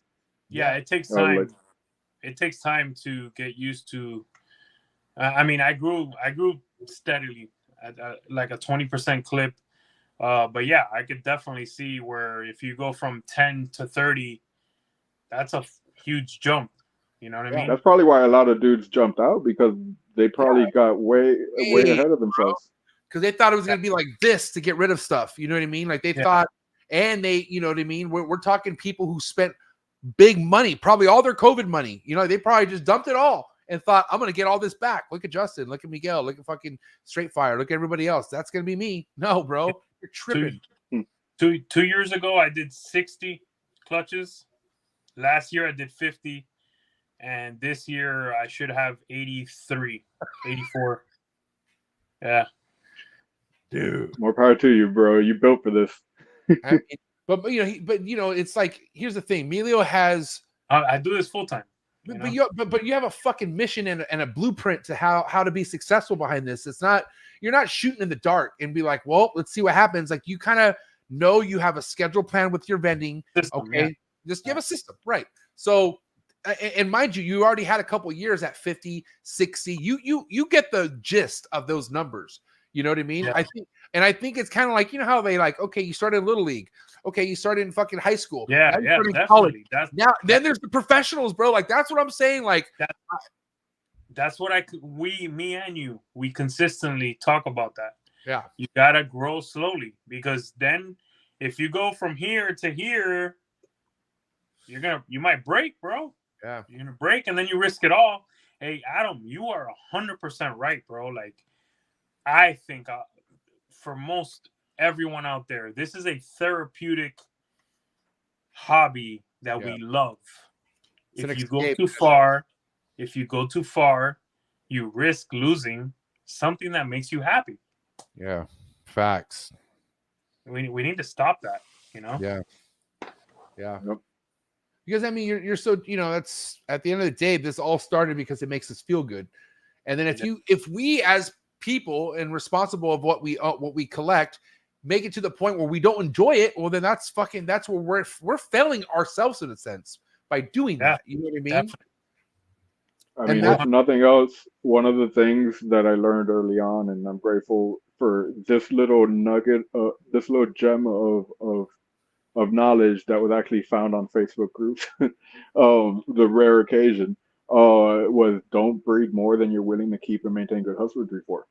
Dude. Because if you make 100 snakes in that year and you already got 100 in your collection, that's 200 snakes. And if you can't maintain the proper husbandry for them, then you shouldn't be doing that. I don't need to give detailed information, but if we kind of look at some of the biggest mouths talking shit about the ball python games, their husbandry is complete garbage.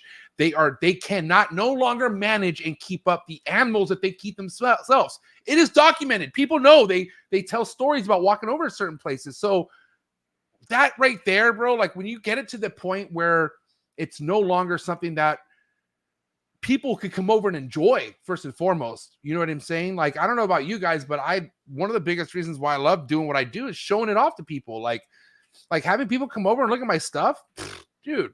And I feel like, I mean, I think maybe that's why I freak out about keeping stuff so clean, but like, I love sharing this shit with people, bro. And if I ever got to a point, like that's why I am with the lace monitors. Like the lace monitors is the only thing that makes this room reek.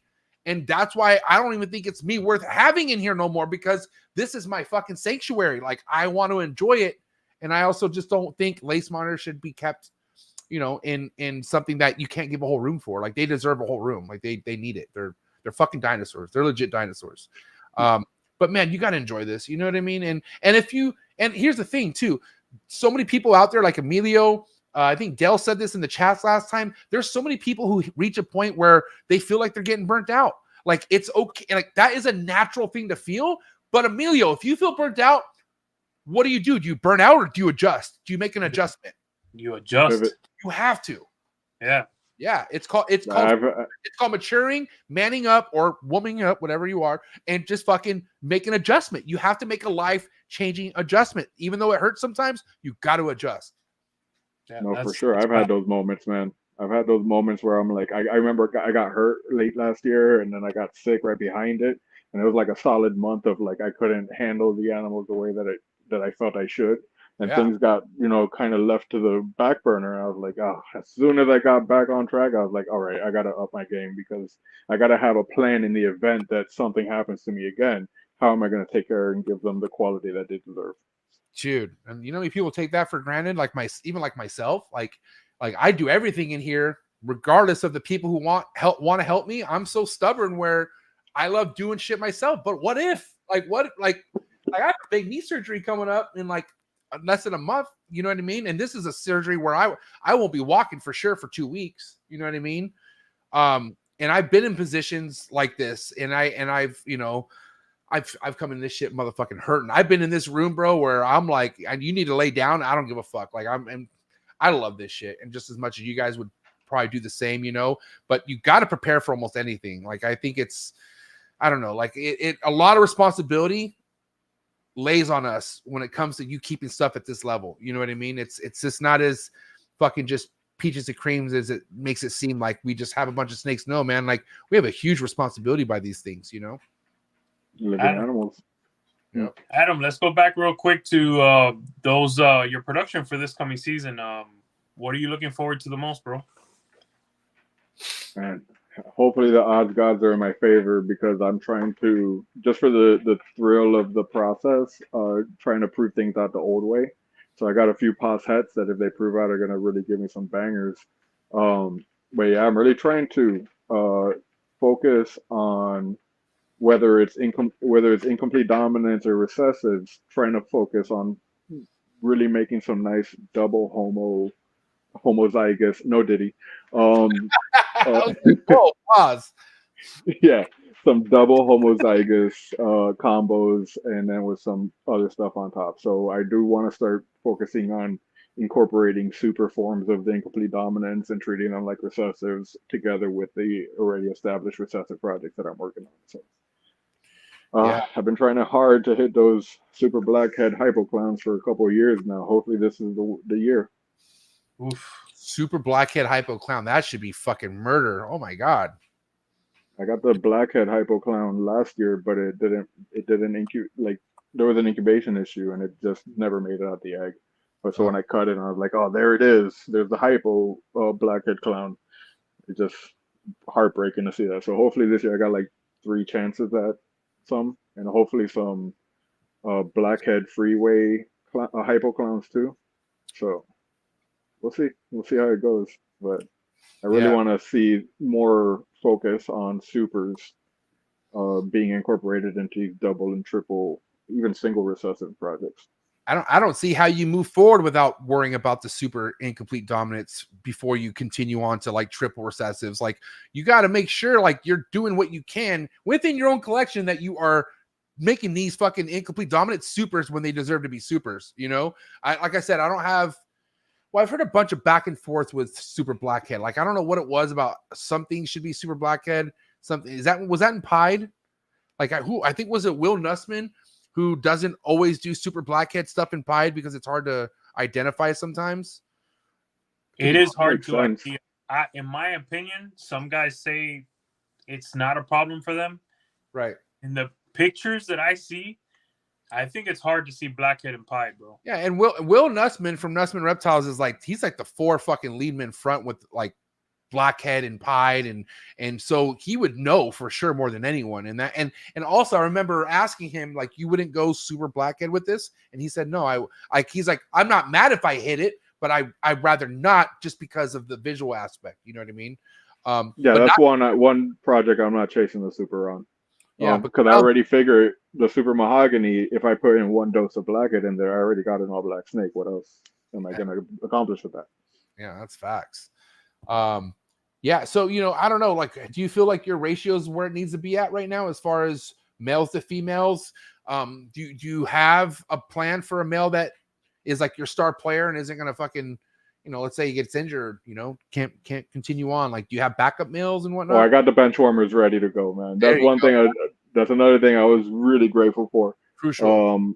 I was put up on game to get backup males early, and so I probably have more males than I need, but I have variety in case of 1 or 2 or even 3 don't necessarily work out for me. So they may not be exactly what I want to hit, but they'll still push the project forward. It actually scares me knowing that I'm trying to pursue a project with one male. Like, I don't like that feeling no more, because you just don't know. Like, you really don't. As far as like, okay, like, and what I mean by that, when you have a male going to multiple females, right? And you're like MJ, who doesn't have a fucking ultrasound, which I think my problems would be solved if I had an ultrasound, Same. right? You know what I mean? But I don't know. Like, I don't know why I'm fighting it. I really don't. Because I told Emilio this and all the trappers and whatnot, that like the one I want is like fucking 4K. It's like a mobile one and it connects to your phone. And I already know once I get that thing, bro, it's gonna collect dust. I fucking know it. Like, I know myself. You know what I mean?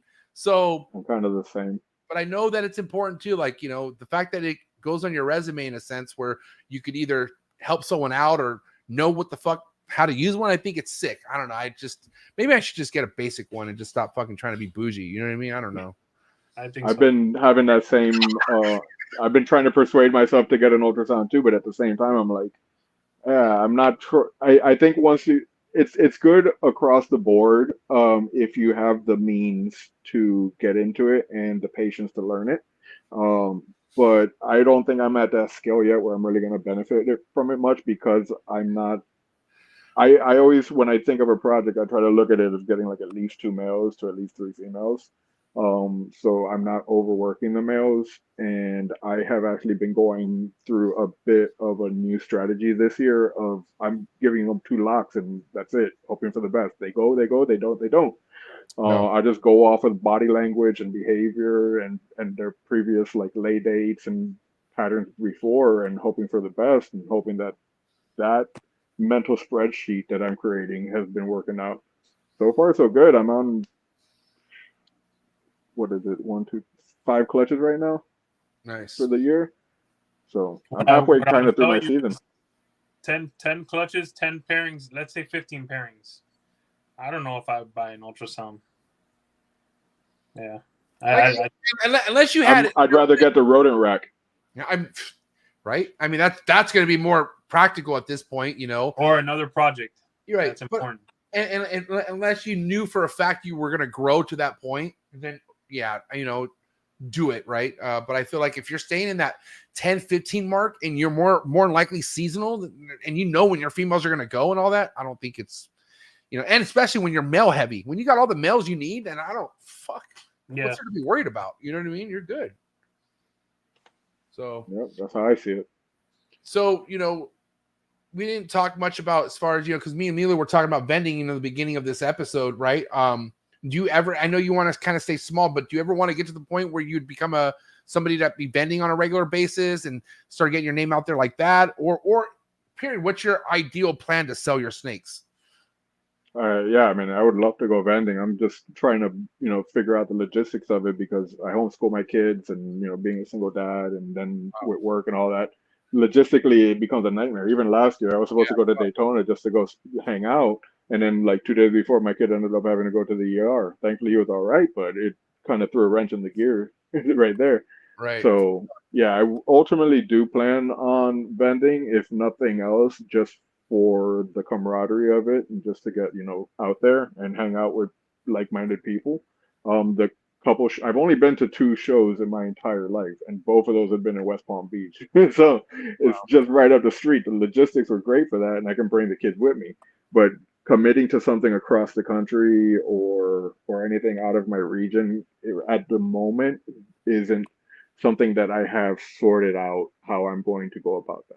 But I do aspire to, in the coming years, put more of an emphasis on that. And especially like a big inspiration for me is Bob Vu, and obviously that's the GOAT when it comes to like vending.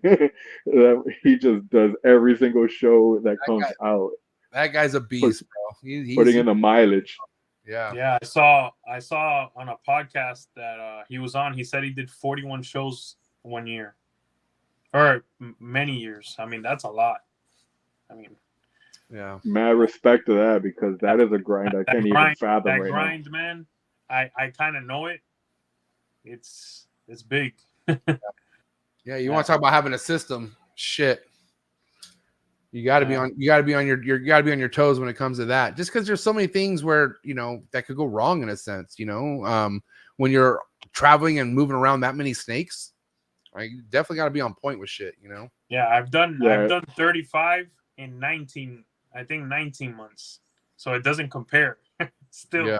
And let me tell you, and most of them are in Florida. No, all of them have been in Florida. I'm sorry. Yeah. Bro, driving across the country that's a whole other ball game, bro. I'm trying to get him to do a super show. That he hasn't been to Cali yet, as far as like bending. Josh Jackie has for sure, but he hasn't. And I'm trying to get. And who else came from Florida? I forgot. I know Tiki Geckos. Yeah, Esden's going. Firehogs is going with Tiki's. Okay, this month. All right. Now, how old are your kids, bro? If you don't mind me asking. They're gonna be 10 and 7. My 9-year-old turns 10 this month, and then the 6-year-old turns 7 next month. And how do they take on the snakes? Like, are they into it, or are they just like, all right, Dad, do your thing, we don't care? Or how are they kind of looking at things? The older one loves the novelty of it, and then he definitely likes like taking pictures with the bigger ones and the flashier ones.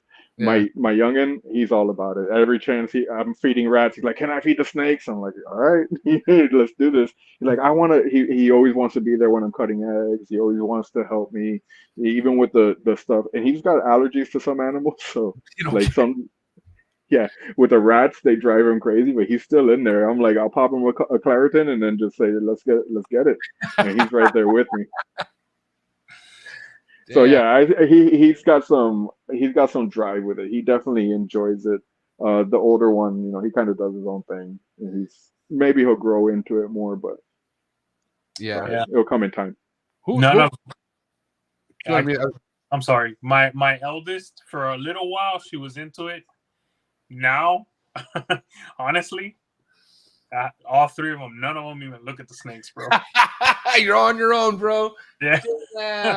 It's all good though. I would be the same, like I would in a perfect world, maybe, but maybe not. Because look, like my wife legit, like she knows when I'm like, whoa, like you got all this to do. She'll legit ask, like, I'm here to help, and I'll be like, nah, I'm good. Like, so I don't know if I'm gonna be like that with my son too. If he's like, hey, I'll help, and I'm like, nah, I'm good. Like, but maybe not. But I just don't know. Maybe he won't even be into it. I don't fucking know. You know what I mean? But it always, it's funny because most scenarios you either have one that's super into it and one that's not, and that's just the way it goes. But also kids change as they get older too. Like, you have kids that want things as they're younger, and as they get older, they don't give a fuck. You know what I mean? So they got their own thing, bro. They got their own thing. They really do. My son will go in there and help me. Like last year or a year and a half ago, I paid him sometimes to help me.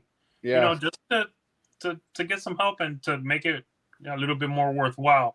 Right. And bro, he'd do it, and he'd take one out and be like, "Damn, Dad, this one's cool. All right, this one's nice." But he don't give a shit. Yeah. All right, I'm off to work. See you later. Yeah, I never wanted to push this on the kids, but I wanted to see that, hey, I'm in here every day, and I'm still doing it 4 years into this. I'm still here every day, doing it every day. So hopefully some of it rubs off, but I'm never going to force any of this onto them. So I always want them to have the option, though. So I got a wrap-up question for you, and then we'll get to Emilio's wrap-up question. We'll hit you with some hot seats, bro. Yep. But let's just say, because we're talking some really awesome stuff you're talking about here as far as producing, right? And we don't know where the market's going to be, but let's just say for whatever reason it goes in our favor. And let's say a lot of stuff that you make in the future really helps you out and makes you actually takes off for you. Are you ever considering possibly doing this or making this like an official business? I didn't ask you if it's an LLC yet, but do you have plans on taking it that route if it makes sense to? And can you see yourself doing this and only doing this someday, maybe? I don't think I'll ever do this as my only income source. My day job, I'm a dog trainer, so that's really been my passion.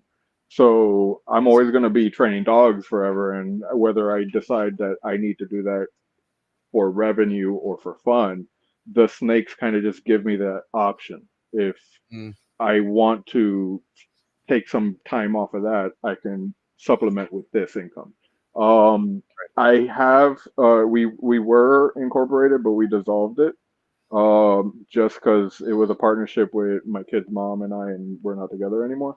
Okay. So because of that, I'm probably going to pursue it later on down the road as I get more growth, and especially as I start having more risk involved with it, like vending and possible employees and whatnot. But for right now, I'm just focusing on it as a hobby. But I do intend to, make it legit down the road. Damn, that's what's up. All right, what you got for Emilio? I wanted to ask you this and I didn't get to, so it's gonna be your wrap up. Explain to me your name, right? Esoteric, and your logo, because your logo is special, dog. That's something different. Like right. I've never seen anything like it. So That's I appreciate that. So esoteric means like hidden knowledge, pretty much, like occult, or occult gets a lot of times like demonic understandings, but it really just means like secret. And as soon as I got into the reptiles, I was like, oh, well, you got to be part of the initiated to kind of really understand this. And Right. so since the information wasn't just handed out freely, and from horror stories I hear, people were actually giving false information to push people further down back then. I was like, oh, well, this is super esoteric. And I've always been into like, hidden knowledge and secret societies and conspiracy theories and all that stuff. So I was like, well, esoteric, this is as esoteric as it gets. So it just fit into the brand, I think. And then the logo, the design I made myself, but I incorporated the eyeball. It's kind of, it was a piece of tattoo flash that my tattoo artist made for me. And so I kind of just tied in one passion hobby that I have, I collect tattoos, together with the reptiles, and tied the two together. So I kind of played around with making my own logo, and I came up with that, and I kind of liked the aesthetic of it all. cool. I mean, I respect that. You know what I mean? Somebody who puts a lot of thought and effort into their brand, just because, I'm sure, Emilio, when you came up with yours, it was well before social media, right? How long have you been Villarino Reptiles for? Like what, 2015? Or when did you become officially Villarino Reptiles, where like that was a brand for you? I think 2008. Oh shit. You know what I mean? Yeah. But now it's like everybody goes to their last name now. It's like the first thing they do, or they'll put their initials. They'll put like AC Exotics, and it's always that. You know what I mean? I feel like, come on, it has to have a little bit more. Like, unless you're Emilio and you've been in this shit fucking from like the kind of the foundation days, because it's all about kind of being different from a lot of the other people, right? Too. So it's like, I don't know. Everything should have a story, I feel like. I also thought the brand didn't tie me down to any particular species should I ever want to expand. Right. And it left room for questions like Emilio's, like, what the heck is up with that name? And what's up with that logo? And it's a good conversation starter. It's like, hey, look, there's a maze. You got to go through this maze. Like, in my logo, there's actually a maze. And you're like, you've got to go through the maze and navigate these turns and these blocks and these walls that you hit sometimes and just get out the other side. That's the reptile industry, for sure. I thought it was fitting. Well, good shit, man. This is an amazing episode. Hour and a half went by too quick. We do, like I said, got the TOFAUTI questions if you're cool with that. Of course. All right, man. Guys, let's get the likes up, please. Adam killed it. Awesome episode. But let's get the likes up. TOFAUTI questions coming in hot. I'm going to go, and then Emilio's going to finish off. You cool with that? Here we go, Adam. TOFAUTI questions coming in hot. Let's go. Frozen Thought or live? Live. First thing you would feed your baby ball python? Hopper ASF. Biggest prey item you would feed your adult female ball python? Wean Norwegian rat. Egg rat. Egg cut or no cut? Cut. On what day? First pip or 55 to 58? Pre-first shed meal or post-first shed meal? Post first shed. Yay imports or boo imports? Yay imports. Yay sports or boo sports? Generally boo sports these days. I do like MMA. Nice. Favorite MMA fighter of all time? The Cowboy Donald Cerrone. Oh, nice. Oh, that's so you've been following UFC for a minute then, I would say, right? Yeah, OG? since the WEC days. I mean, back in the early '90s, the original UFCs. All right. Most painful spot you've ever gotten a tattoo? The back of the knee, the ditch. Really? Yeah. Oh my gosh. Yay numbing cream or boo numbing cream? Boo. Big boo. It's a rite of passage. I don't want to spill the beans on who's been using numbing cream out there, but when I know who. I was I know like, wait a minute. I thought that's like a huge, like, that's like riding on the back of someone's Harley when there's two dudes. You know what I mean? Like, I thought you don't do that. And so, but mind you, bro, because like, I'm not gonna lie, when I got this a year and a half ago, like I was fine for the first couple hours, but that last 35 fucking 40 minutes, I was like, okay, this is getting fucking irritating. Like, I don't think I can handle it. And then it became a mental game.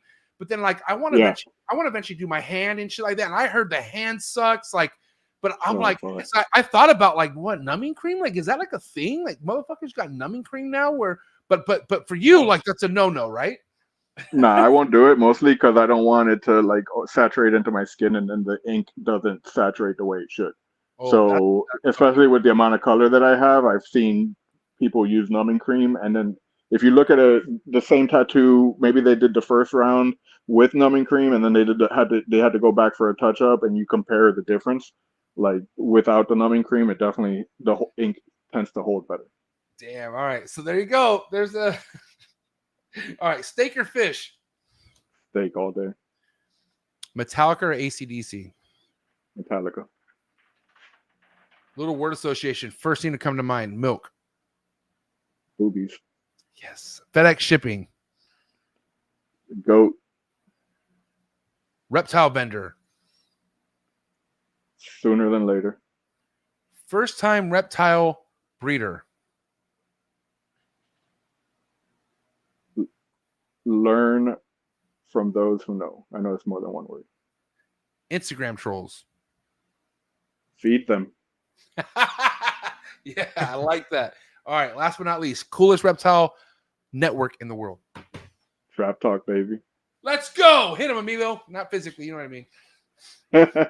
One's gotta go. There we go. One's gotta go. 3 different questions. All right. El Diablo, Super High OD Scrambler, Yellow Belly, Barnhart, Black Pastel, Calico, or Trick Puzzle. And the last one, Pompeii Krypton.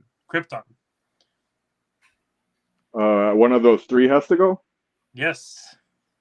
Man. Trick puzzle. Oh, hell no. Okay. Hey, shout out to Lemon. Did I say his name wrong? Who's Lemon? Homeboy in Jacksonville that hit the trick puzzle and the pastel trick puzzle. I don't know. Oh, I saw the trick puzzle. I don't know. I guess that's who he got it from, but it was We're Tony gonna from get him on Hardware the that show put it up. eventually, bro. That fucking animal is in. It's amazing. Insane, bro. Who is it? Who is it? Lemon. Now I want chips. Yeah. Limon what? Limon what? That's I don't name? remember fully. Someone in the chat might be able to say it. Damn. Yeah, I never knew who produced it. I know who bought it. Yeah. Well, this guy produced 2 or 3 of them. Oh, all God. right, What bro, a let's get to the killer next combo. one. All right. This one's going to hurt a little bit, bro. One's got to go. Hypo, Cryptic, or Clown? Clown. What? Okay. Hypocryptic or clown? Yeah. Clown. All right. John Lemon is who hit the pastel trick puzzle. It's and called trick puzzle. Blizz Limon is his name. Oh, here it is. I want to look this up real quick. Hold on, let me see. Did he post it? Right? Incredible. Did he post them? Yeah, made me a fan, bro. Okay, can you show me where this is at? Because I don't see it. Here, let me pull it up. Let me see. Because since we're talking about it, I might as well. But where's it at? Okay. Keep going down. Has to be there. All right. Right here to the left. Nope. Keep going. All right. It might be that middle one. The Hypo DG version. Oh, spot nose, trick, possible yellow, but no, this ain't it. No, that's not it. Keep going. Bro, how is this down All here? right. Oh, The third one. The third one. This Nope, one? Nope. Top. There. Third. This one? That's the one we Yeah. just looked at. Look No. at that thing. Look at that thing, bro. Oh, trick puzzle. Got Look you. at the Oh, fucking. okay. Look at the fucking I just pattern. sent a screenshot from Tony's video with the trick puzzle to you, MJ, in the DM. Let's check it out. Can you guys see that or no? It's kind of small. Yeah. I see it though. Yeah. All right. Hey, you put cryptic ahead of clown. Just because I think Cryptic got so much legs, and in many combos, I think I prefer the Cryptic or Krypton version better. Clown's been around. If I had to get rid of one, I mean, with the amount of clowns that there are, I don't think. Believe me, I love Clown. That's what got me really, balls deep into this. No pun All right. intended. Hey, it's your question, not mine. Hey, respect. All right, so one's got to go. 3-6 Mafia, Bone Thugs, or the E to the AZY. Easy E. And there would be no Bone Thugs without Easy. 3-6. Damn. Say Hard that call, man. I love them all. You said But 3-6 Bone Thug and who? What was the other one? Easy E. Oh man. Damn, that one's. That's See, really- I have such a connection with all three. But the one least would be Easy E for me because I was a huge Dr. Dre fan and I didn't like Easy E when I first got into rap. But then as I got older, I really liked Easy E. That's when I was like, holy, this motherfucker. Like I found out that it was kind of not that Dr. Dre was a fake, but Dr. Dre was no gangster. You know what I mean? Like Easy E was the real gangster. That was the motherfucker right there. So, but that's a really hard one. That's a really hard one, but I would have to take Easy off the list because 3-6 and Bone are incredible. 3-6. I have such a connection to Easy E. I'm sorry, I have such a connection to Bone Thug and 666 Mafia, like a childhood. Like there was a point in my whatever was going on in my life, I would bump the living shit out of both of them, man. And there were two different parts of my life. But when the smoke clears, that 666 Mafia, that I'll never get listen to the lyrics. I'm like, what are they talking? Like these fools are dirty. Like, and I liked it. I was like, darkness. Fuck yeah, horrorcore. That Cleveland and Memphis. Yeah, bro, that shit was hard. Feel and they beefed for a while too. Yep. It's a group at the end of the day. Hey, remember the rap battle? Remember the rap battle that they did? Yeah, bro. Yeah. That was epic. And dude, that was they were calling. And listen, I love Bone. If I had to pick one out of the two, it'd be Bone. But for the competition and the shit hitting hard, like 3-6, bro, 3-6 is hard. So I mean, I don't know. I have a hard time picking for the competition. Yeah. It's a tough call, man. No matter what, I don't think of the right answer. Yeah. So. Well, shit, dude, this was an awesome show. Like I said, I appreciate it, man. We just had shy of 70 people tapped in. So what do you have to say to all the love and support you got on tonight's show, bro? I'm so glad that you guys had me on here. I love what you do for this community, bringing us up on game. Thanks for everybody that came out to support both the Trap and me and Emilio. And I hope to see you guys again sooner than later, hopefully in person. Are you gonna go to Daytona? Are you gonna go to the Daytona show? Or I really am trying my hardest to make it work, but I can't guarantee it. All right. Well, hopefully, I'm looking forward to meeting you someday. I'll be out there in South Florida at some point. Hopefully we'll link up. But guys, do me a favor. And by the way, Instagram is the most active, for people to find you and follow your work, right? Yeah, for sure. I'll put the link in the description below, man. But give it up for the homie Adam. It's a wrap, ladies and gentlemen. Hey, bro, have a good night. Thank you so much. Great job, bro. We'll talk. Thanks, guys. Peace. Fuck yeah, good episode. Florida, another great Florida keeper, man. Yeah, he's great, man. He's got a nice and solid future ahead of him. Good taste too. Yeah, he's got his head on right, and that's what I like, Yeah, one thing I like about him is like it comes comes off very laid back. You know what I mean? Like, it doesn't seem like he overtalked anything or, you know, overhyped or just whatever. Like, it just seems like he's having a good time doing the stuff that he's doing at his pace, you know, because like I said, man, it's been unfortunate, but, you know, we've had people on here just paint a picture that they're really not. And it's like, you know, only because I don't want people to like go out like that. You know, I really want everyone to come in this game and not leave, you know, like that's like, we're better staying in here than, you know, going out. But hey, listen, sometimes the cards just don't play out for people and it is what it is. So yeah, that's true. Yeah. I had a great night. It's always a good night. I appreciate you so much. Everyone give it up for Emilio because he's the one that facilitated tonight's guest.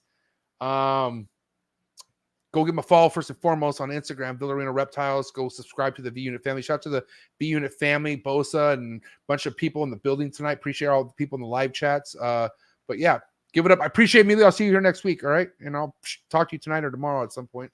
But give it up for the homie Big E, Top G, ladies and gentlemen. Good night, everyone. Have a great night. Thank you, brother. Have a good one. Peace.